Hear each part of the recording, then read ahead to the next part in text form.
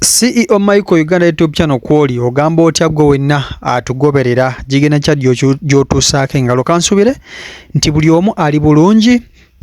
Mugamba muta yonna abali mu America, abali e Qatar, abali e Dubai, South Africa, abali e Saudi Arabia, yonna mbabuuzaako era mbatumiddeko mwenna gye musinzira okuba nti ate mutugobera. Kakati Pastor Bujjingo tuze tumulaba mu kupuulira kw'enjiri nga omutima gw'omuzadde gumuluma, omutima gwa tata gumuluma, ng'akaabira abaana be agamba nti Teddy Bujjingo yamumma olukusa olulaba ku baana, ate n'abaana nabo ne beesuulirayo gwa naggamba okunoonya ku kitaabwe.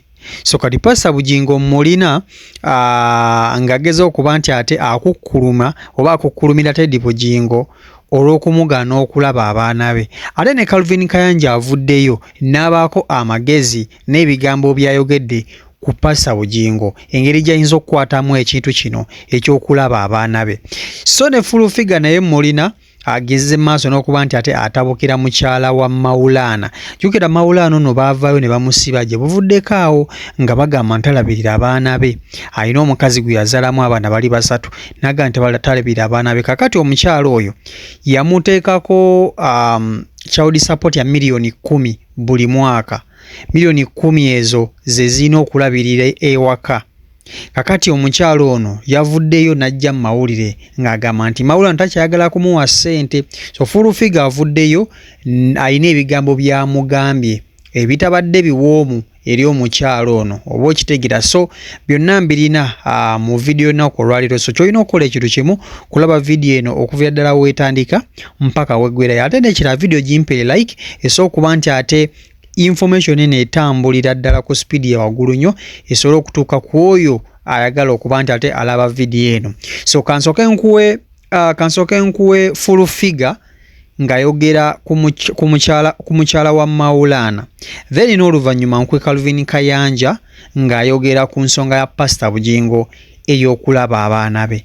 Full figure oyo okwogera ku X1 omuvubuka gundi Maulana, mukazi gwe va ku mwana wa banno, mukazi gwe oli too much. Njogera ebintu bya mwana nga sibimanyi nako. Mukazi gwe webumuze ko sigwa soso okuba n'omukyala.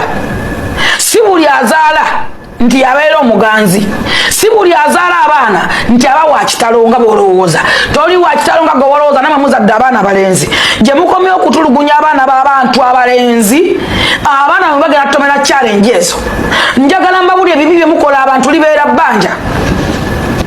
Ebikolo bye mukoze ku bantu n'ebigambo bye mwogerera abantu libeera bbanja. Era lina okusasulwa. Era olina oddisasula. Omuliro gwokera ku nsi ogusooka, omuliro gwokezza abantu ku nsi kono kyobola batambula nga lawunda bali bati. Omuvubuka wamunobako n'ogenda, omuvubuka n'akunobako n'akukoowa, omuvubuka omutute mu kkooti emirundi n'emirundi, omutaddeko akalabba k'essente milioni 10 azikuwadde, azewoze na bwewozi bamukutte ng'embwa bamusika mu budde, omusajja gwazaalamu abaana aswadde asaalukuse. Okyamwagaza kitiibwa kikyo kyanoonya. Muleke yeekole be yeekola, baafuuka kimpemempeme oba akola ati oba afuuka sebisakiso wamukyawa mwana w'abendi mukazi okojjako ng'olimulogo. Waliwo yatwala abaana abange n'abafuula mbu babe mbu yafaayo ennyo, ninze Ndabe bw'abagaba. Naguma kubanga nze nakkiriza Kristo nga manyi nti bijja kumbaako. Pastor Bujjingo, nina kye njagala okkirize nti wazaala abaana abasiru era olekeraawo okomerera omukazi, kuba ku baana abo tekukyaliko alagirwa okuleka omuto. Naye abakulu bonna basusse emyaka 3 bali mu nzaalo mmeka, tekyali gwosibamu muguwa kutegeera kitaawe. Nsaba osabe nnyo Katonda abikkule obwongo bw'abaana bo ateekemu amagezi. Ate n'abasajja mwenna abazadde abaana mu mukazi omu mukimanye nti osobola okuzaala abaana ne baba basiru ne batakutegeera. Era nze obwenzi natandika dde okubukola. Mbirabye wano mu nsi osobola okuzaala abaana ne batakutegeera. Njagala okubuuza abawala ba Bujjingo abali mu myaka 3+ temwawukanangako na basajja. Enzaalo ze mulina totegeeranga nsi eno.